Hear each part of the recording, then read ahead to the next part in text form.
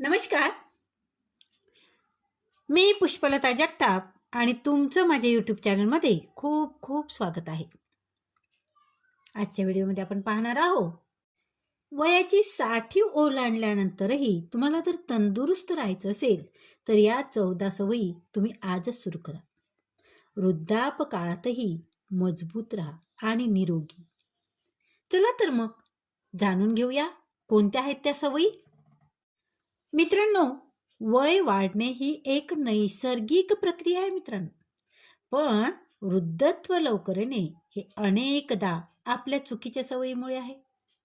काही लोक 70 वर्षीही उत्साही, तंदुरुस्त आणि तरुण दिसतात.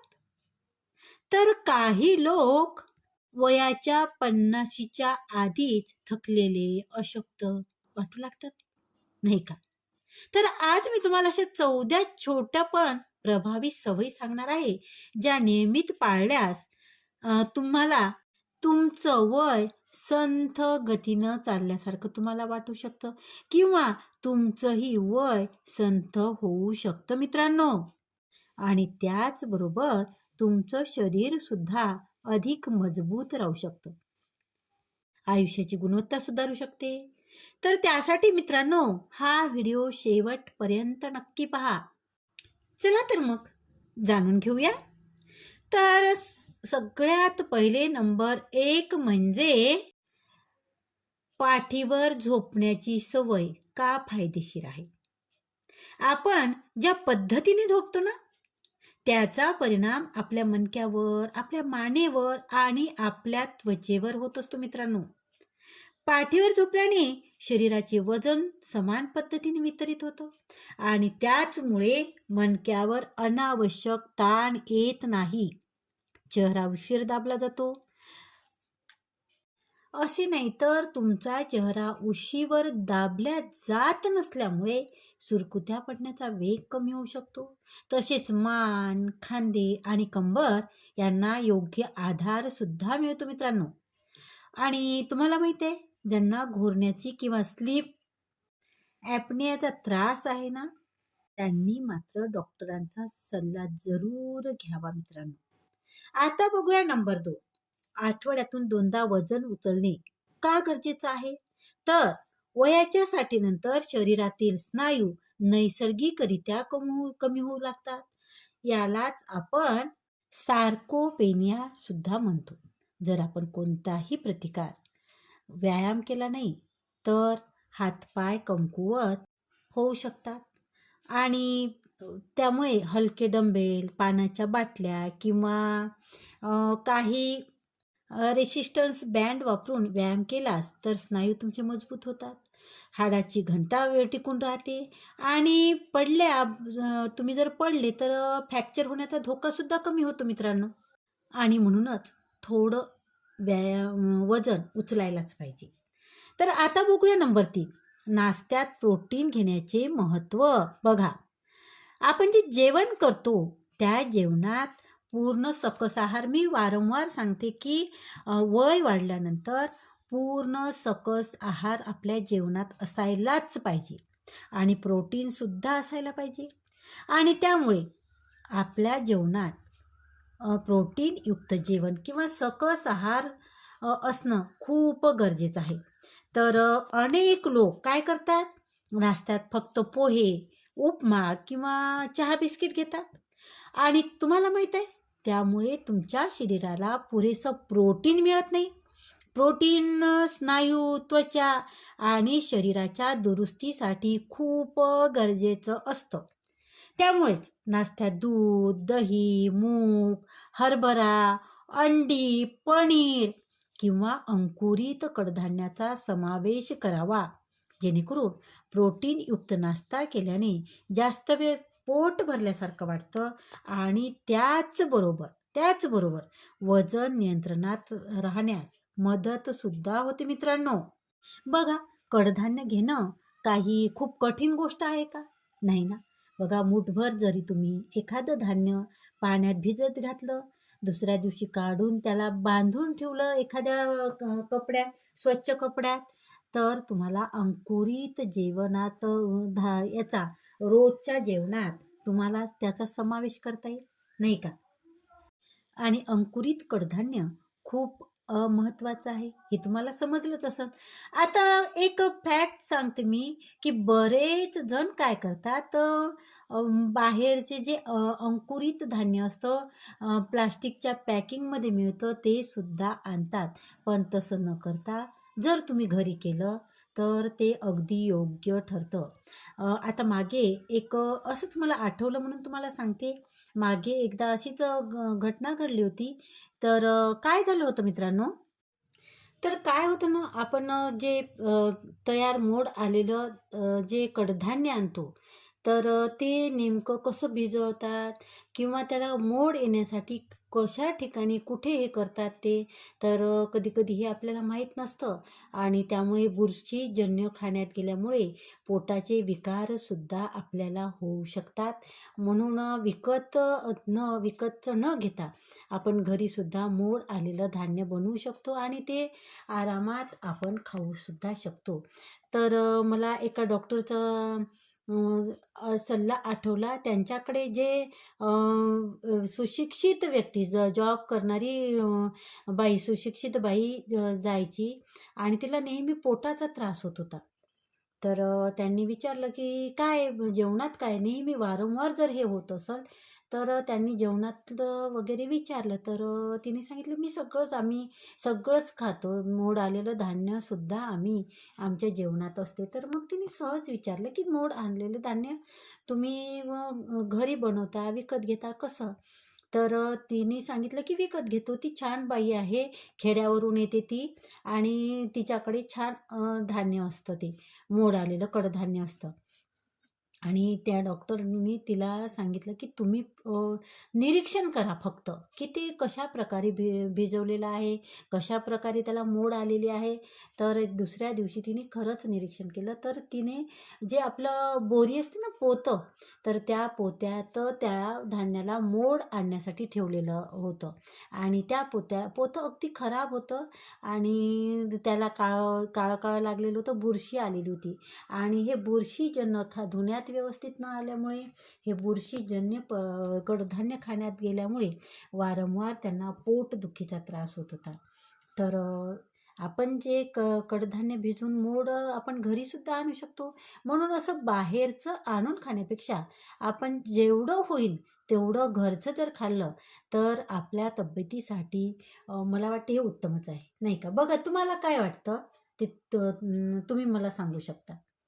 आता पुढचा मुद्दा आहे रात्रीचं जेवणानंतर चालण्याची सवय. आता काय होतं ना, की जेवण झाल्यानंतर लगेच बसणं किंवा झोपणं हे पचनासाठी चांगलं नाही आहे, नाही का? जेवणानंतर 10 ते 15 मिनिट चालण्याने पचनक्रिया सुधारते. रक्तातील साखर झपाट्याने वाढत नाही आणि त्याचबरोबर गॅस आहे, अपचन आहे, पोट फुगणे आहे, यासारख्या तक्रारीसुद्धा कमी होऊ शकतात. आणि ही छोटी सवय तुम्हाला वाटते ही छोटी सवय आहे. फार काही यासाठी कुठलाही हे करायचं काम नाही. अगदीच खूप छोटीशी सवय आहे, परंतु त्यामुळे आपलं आरोग्य चांगलं राहण्यासाठी किंवा आपल्या आरोग्यासाठी फायदेशीर ती आहे, नाही का? तर काय होतं ना, की आपण रात्रीचं जेवण उशिरा करतो. रात्रीचं जेवण जर आपण लवकर केलं 7 वाजेपर्यंत किंवा 7:30 पर्यंत, तर आपण जे जेवण केलेलं आहे ते जेवण आरामात पचू शकतं. परंतु जर आपण उशिरा जेवण केलं, रात्री 8 नंतर 9-10 वाजता बरेचदा काय होतं, आपण वाट पाहत बसतो, की हे आल्यानंतर जेवू, ते आल्यानंतर तसं न करता वय वाढल्यामुळं काय होते, आपण कोणाची वाट न पाहता जे झालेलं आहे ते पटकन जेवण करून आपण बसून जायचं. किंवा मग अशाही वृद्ध लोकांच्या बाबतीत अशाही समस्या आहेत, की त्यांच्याकडचा स्वयंपाकच उशिरा होतो. हेही एक गोष्ट आहे. परंतु त्यामुळे काय होतं, तुम्ही उशिरा जेवण केल्यामुळे तुमच्या तब्येतीवर त्याचा वाईट परिणाम होतो. कारण उशिरा जेवण केल्यामुळे जेवण पचत नाही आणि जेवण न पचल्यामुळे अनेक गोष्टीचा त्रास तुम्हाला होऊ शकतो. बघा, त्यामुळे वेळेत जेवण करणं हे खूप गरजेचं आहे. आणि जेवण झाल्यानंतर झोपणं किंवा बसणं हे टाळा. जेवण झाल्यानंतर लगेच न बसता तुम्ही थोडं चाला, थोडंसं फिरा. जर तुम्हाला बाहेर जाता आलं नाही तर घरीसुद्धा तुम्ही बसू शकता, चालू शकता, नाही का? तर बघा, प्रयत्न करा. आता पुढची महत्त्वाची गोष्ट म्हणजेच मॅग्नेशियमयुक्त पदार्थ का खावे, जेवणात का असावेत? तर मॅग्नेशियम हे शरीरातील 300 पेक्षा जास्त जैविक प्रक्रियेमध्ये सहभागी असते. त्याची कमतरता असल्यामुळे थकवा, स्नायूंना गोळे येणे, त्याचबरोबर झोपेचा त्रास आणि चिडचिड होऊ शकते. तर आता त्यासाठी काय खायला पाहिजे? तर त्यासाठी तुम्हाला भोपळ्याच्या बिया, बदाम, काजू, पालक, मेथी आणि डाळी आणि संपूर्ण धान्यामध्ये मॅग्नेशियम भरपूर असतं. त्यामुळे नियमित सेवन केल्याने झोप, हाडाचे आरोग्य आणि स्नायूची कार्यक्षमता ही चांगली राहते किंवा सुधारू शकते. आणि म्हणूनच तुम्ही ह्याचा जेवणात उपयोग करायला पाहिजे. आता नंबर 6 मुद्दा, तर सकाळचा सूर्यप्रकाश का आवश्यक आहे? सगळ्यात महत्त्वाचं आहे मित्रांनो. तर आजकाल अनेक लोक दिवसभर घरात किंवा कार्यालयात असतात आणि होतं काय, त्यामुळे व्हिटॅमिन डीची कमतरता वाढते. सकाळी 15 ते 20 मिनिट सूर्यप्रकाशात राहिल्याने शरीर व्हिटॅमिन डी तयार करतं. यामुळे हाडे मजबूत राहतात. त्याचबरोबर रोगप्रतिकार शक्तीसुद्धा तुमची वाढू शकते. आणि म्हणून काय काय करायला पाहिजे, तर 10-15 मिनिट तुम्ही सूर्याच्या प्रकाशात सकाळी उठल्यानंतर बसा. तर काहीच 10-15 मिनिट सहज तुम्हाला असं बसणं होत नाही तर काही काम करत बसा बसल्या जागी.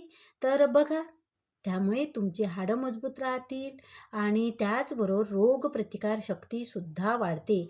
आणि आणखी एक महत्त्वाचं, त्यामुळे तुमचं मूडसुद्धा सुधारतं.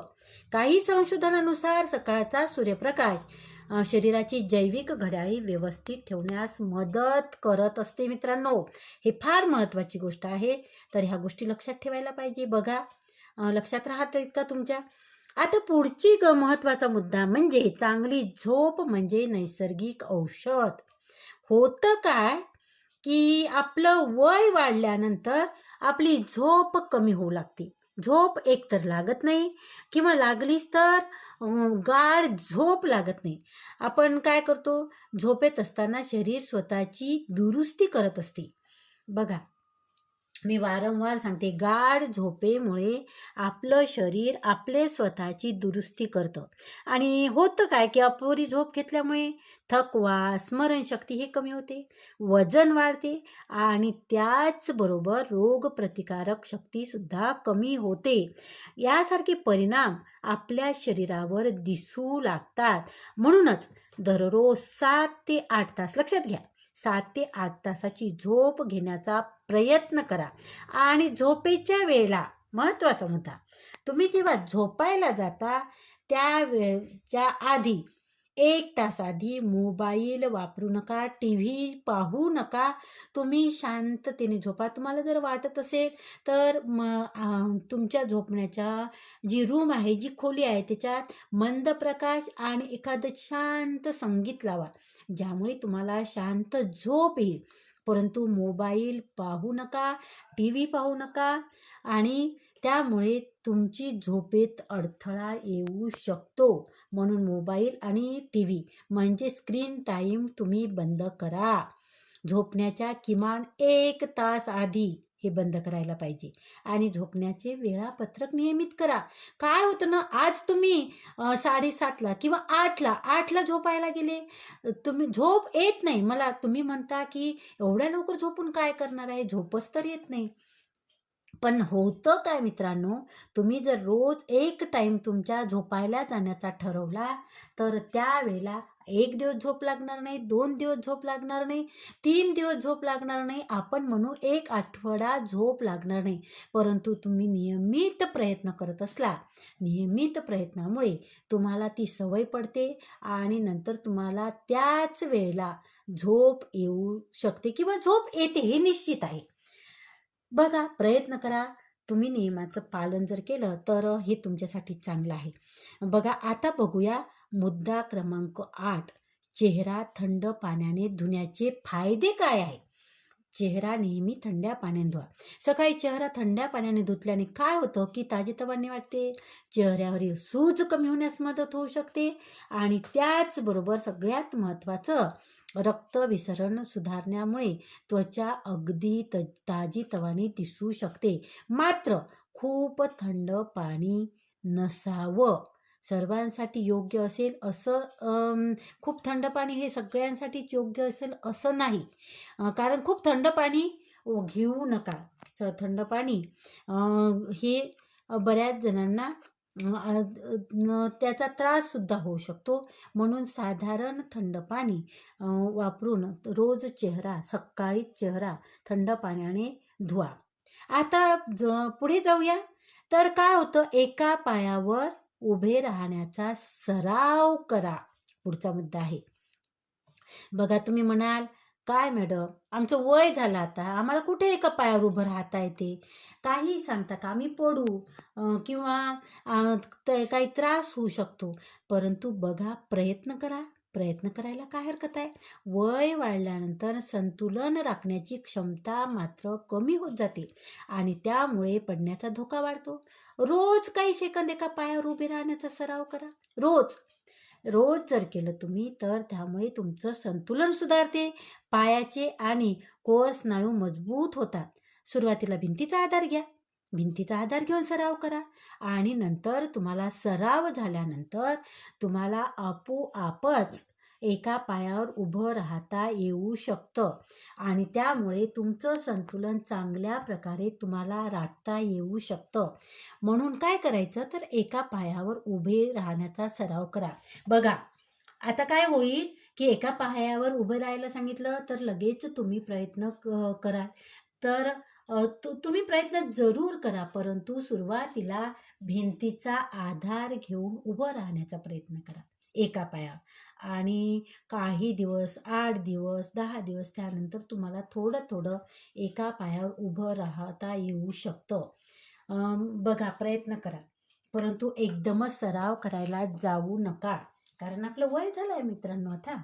आपल्याला आता प्रयत्नाने आपल्या तब्येतीसाठी किंवा आपल्या चांगल्या आरोग्यासाठी काही गोष्टीचा प्रयत्न आपल्याला करायचा आहे. त्यामुळे आपण प्रयत्न करत राहू, नाही का? तर चला आता पुढे जाऊ. 10वा मुद्दा, प्रत्येकाला खुश ठेवण्याचा प्रयत्न सोडा मित्रांनो. खूप झालं, याला राग येईल का, त्याला राग येईल का, हा काय म्हणन, तो काय म्हणन, त्याचं करायचं आहे, याचं करायचं आहे, सगळं सोडून द्या. कोणीही काहीही म्हणत नाही. तुमची तब्येत खराब झाली तर कोणीही तुमच्या जवळ बसणार नाही. त्यामुळे सगळ्यांना खुश ठेवण्याचा प्रयत्न सोडून द्या. सतत इतरांच्या अपेक्षा पूर्ण करण्याचा प्रयत्न केल्यानं काय होतं मित्रांनो, मानसिक ताण वाढतो तुमचा. दीर्घकालीन ताणामुळं रक्तदाब, मधुमेह आणि हृदयविकाराचा धोका सुद्धा वाढू शकतो. त्यामुळे स्वतःसाठी वेळ काढणे, आवडत्या गोष्टी करणे आणि गरज पडल्यास नाही म्हणा. नाही म्हणणे फार महत्त्वाचं आहे. नाही म्हणणे हे मानसिक आरोग्यासाठी खूप महत्त्वाचं आहे. आणि म्हणून जर तुम्हाला चालत नाही, जर तुमच्या शरीराने झेपत नाही, जर तुमच्यासाठी ते योग्य नाही, तर सरळ तोंडावर नाही म्हणायला शिका. नाही म्हणा, बस झालं, खूप केलं तुम्ही. आता स्वतःसाठी जगायला शिका मित्रांनो. तर आता बघूया 11वा मुद्दा, स्वतःकडे पाहून हसण्याची सवय करा. बघा, कधी हसला होता तुम्ही स्वतःकडे पाहून? आठवा. नाही आठवलं ना?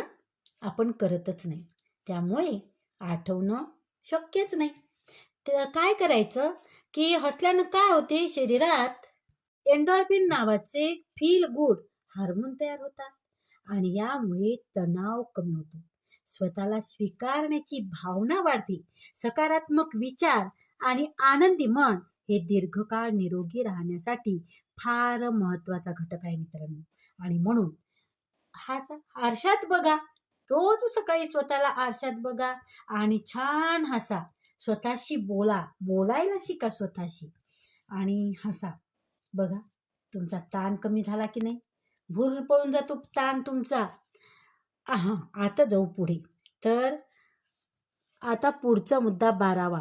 योग्य शर ठेवणे, वाकून चालणे किंवा बसणे यामुळं होतं काय, की मान, खांदे आणि कंबर यावर ताण वाढत येतो, नाही का? आणि त्यामुळे योग्य पोश्चर ठेवल्यास फुफ्फुसाला अधिक जागा मिळते आणि श्वासोश्वास तुमचा सुधारतो, आत्मविश्वासही वाढतो. आता तुम्ही मोबाईल घेऊन बसताना सुद्धा ठीक आहे, मला मान्य आहे, की आज सगळेच जण मोबाईल पाहता. परंतु तुम्ही जेव्हा मोबाईल पाहता, तेव्हा तुम्ही तुमची मान खाली झुकून तुम्ही मोबाईल पाहता आणि हीच गोष्ट खूप घातक ठरू शकते. म्हणून योग्य पोश्चरमध्ये बसा आणि त्यामुळे काय होतं की तुम्हाला मानेचा त्रास, कमरेचा त्रास होऊ शकतो. म्हणून हे टाळा. अ, तुम्ही मोबाईल वापरताना सुद्धा मान खाली झुकून बसणं टाळा. बघा. आता पुढे जाऊया. नंबर 13 रोज स्ट्रेचिंग का करावं? रोज स्ट्रेचिंग करा. तर का करावं? वय वाढल्यानंतर शरीराची लवचिकता कमी होते मित्रांनो. त्यामुळे सांधे आखडू शकतात. दररोज 5 ते 10 मिनिट स्ट्रेचिंग केल्यास स्नायू आणि सांधे हे मोकळे राहतात. शरीराची हालचाल सुधारते आणि त्याचबरोबर तुमचं दुखापतीचा धोका सुद्धा कमी होऊ शकतो. बघा. काय करायला पाहिजे? सकाळी उठल्यानंतर अंथरुणातच स्ट्रेचिंग करा. हात, पाय ताणा, मान थोडीशी इकडे-तिकडे फिरवा, पाय फिरवा. नंतर उठून बसा आणि उठून बसल्यानंतर पाय खाली सोडून सुद्धा तुम्ही हातापायांची स्ट्रेचिंग, हातपाय हलवणं, मान हलवणं हे फार गरजेचं आहे आणि त्यानंतरच उभं राहायचं. बघा. केल्यामुळे दुखापतीचा धोका मात्र टळू शकतो. तुम्ही पटकनच उठून जेव्हा उभे राहताना झोपेतून उठल्यानंतर एकदम उभे राहताना त्यामुळे तोल जाऊन पडण्याची शक्यता जास्त असते. म्हणून स्ट्रेचिंग फार महत्त्वाचे आहे मित्रांनो. पुढचा आणि सगळ्यात महत्त्वाचा शेवटचा मुद्दा म्हणजे कार्डिओ आणि स्ट्रेंथ ट्रेनिंगचा समतोल. फक्त चालणे किंवा फक्त वजन उचलणे पुरेसं नाही मित्रांनो. दोन्ही प्रकारचे व्यायाम महत्त्वाचे आहेत. चालणे, सायकलिंग किंवा पोहणे यामुळे हृदय निरोगी राहते. तर स्ट्रेंथ ट्रेनिंगमुळे स्नायू आणि हाडे हे मजबूत राहतात. आठवड्यातून किमान 150 मिनिट शारीरिक हालचाल करण्याचा प्रयत्न करा. तर मित्रांनो, वृद्धत्व थांबवणे आपल्या हातात नाहीच आहे, नाही का? परंतु वृद्धत्व संथ करणे हे मात्र आपल्या हातात नक्कीच आहे. हे जरूर लक्षात ठेवा मित्रांनो. आणि तुम्हाला माहीत आहे, मोठा बदल एका दिवसात होतो का? नाही. मोठे बदल एका दिवसात होत नाही. पण छोट्या-छोट्या चांगल्या सवयी रोज पाळल्या तर त्याचे परिणाम अनेक वर्ष दिसतात, नाही का? आणि म्हणूनच आजपासून फक्त एक सवय निवडा आणि ती सातत्याने पाळायला सुरुवात करा. काही महिन्यातच शरीरातील आणि मनातील सकारात्मक बदल तुम्हाला जाणवेल. जर तुम्हाला वयाच्या 60 नंतरही तंदुरुस्त राहायचं आहे, उत्साही राहायचं आहे, आत्मविश्वासपूर्ण राहायचं असेल तर तर या सवयी आपल्या जीवनाचा भाग बनवा मित्रांनो. तर बघा, आवडलं का तुम्हाला हा व्हिडिओ? आणि तुम्हाला कितपत तुमच्या महत्त्वाचा वाटला, तुमच्या उपयोगी वाटला, तर ते मला कमेंटद्वारे नक्की कळवा. तर धन्यवाद मित्रांनो. खूप खूप धन्यवाद. आनंदी राहा, निरोगी राहा. खूप खूप धन्यवाद. भेटूया पुन्हा अशाच महत्त्वपूर्ण व्हिडिओ सोबत. तोपर्यंत आनंदी राहा, निरोगी राहा. धन्यवाद. खूप खूप धन्यवाद.